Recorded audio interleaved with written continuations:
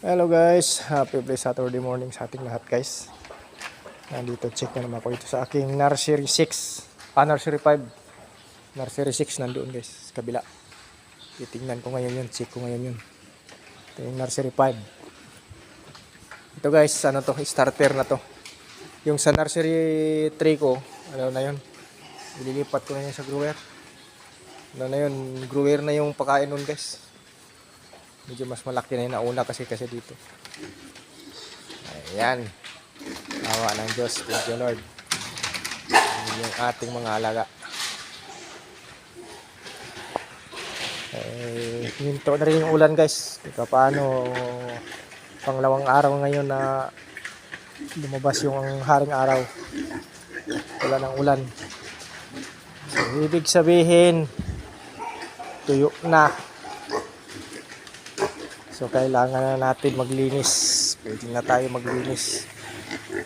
Kasi pag tag-ulan kasi guys, iniwasan ko yung laging basa yung flooring, lalo na dito sa loob ng ating mga alaga kasi diyan tayo makakuha ng mga sakit, virus, lalo na yung mga ibang virus na mga active. Diyan malakas yung virus guys.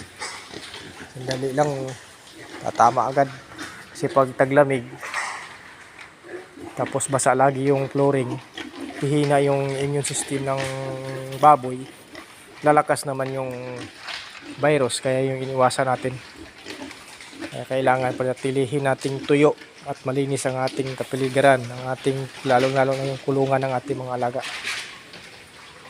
Importante yung tuyo sila kasi pag karo sila basa, dyan yung active yung mga virus, mga sakit, daling kumapit sa mga alaga. Ayan.